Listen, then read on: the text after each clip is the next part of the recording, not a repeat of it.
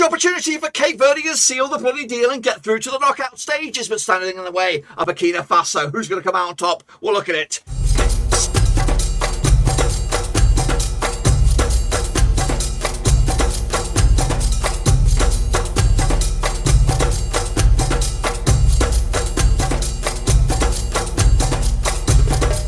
That's right, folks. Pat was giving another 5-minute preview. Looking forward to Cape Verde up against Burkina Faso, and we'll get to that in just one second. If you're new, where you been, smash your subscribe and get your bang today. All things Rovers related, AFCON related, world football related. We got it all here, boys. Under one Ruski, of course. This is it. Taylor the tape here. A win for Cape Verde. Guess what? They're through to the knockout stages. A win for Burkina Faso. And of course, it all boils down to match number 3. We'll look at it, all of it, in a minute. Of course, a big shout out to my VR bloody P's. They're the pay a tree on. So the big shout out to J Pod. He said Relay, becoming the latest member of the Patreon gang. Respect to you, sir. If you want to join Jay and the gang, check out the link down below. Patreon.com/Roverseas. So here we go then. Of course, kicking on forward and doing a 5-minute preview. Looking forward to this game over in Group A. Of course, Cape Verde, Burkina Faso, 13th of January at the Olembe Stadium. Of course, it's the next game, of course, after the first one, which will be Cameroon against Ethiopia. Same turf, same ground, that sort of stuff. Let's take a look at Cape Verde, of course, manager Babista, a.k.a. Pedro Brito, of course, qualified as a Group F runners-up, secured the deal on the 30th of March,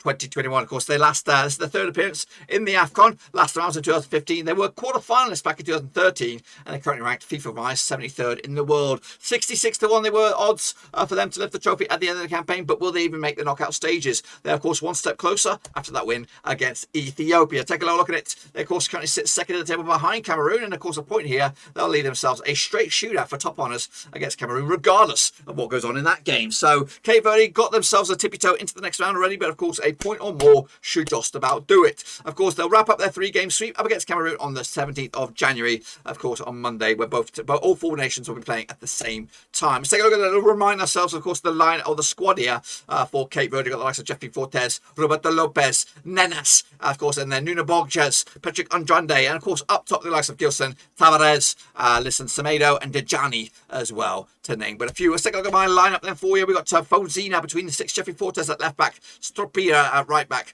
Fortes in the middle alongside Lopez as well. Into João Paulo, Kenny Rocha Santos, Jamir Montero with Patrick Andrade, Julio Tavares, and Ryan Mendes up top. That's, of course, the lineup for Cape Verde. Let's take a look at the opposition then. Burkina Faso, of course, Camille Malo is your manager. They're Group B winners. Of course, they ain't no slouches, guys. These are a decent team, and they did take a lead against Cameroon. And to be honest with you, they looked the better side for the most part of that game. Of course, qualified as on 24th of March 2021, and their last appearance was in 2017. They've been here 12 times in the past. They were runners-up in 2013. That's just how good they are, and that wasn't long ago. Of course, 60th in the world according to FIFA, 40-1 is Burkina Faso. That's right. Let's take a look at where they stand. They currently find themselves in 3rd. No points on the board. No points. I don't think it's going to be good enough. You're going to have to get some points, and this is it. In fact, they've got a good chance to get some points on the board when they take out Ethiopia in the final game. But a win here, and guess what? You're on the driving seat, and of course, potentially get yourselves through as runners-up on this one. Of course, they'll wrap up their 3-game sweep up against Ethiopia on January the 17th as well. Let's take a look or remind ourselves of the squad then for Burkina Faso. We've got the likes of Stevie Yago there, of course, goalkeeper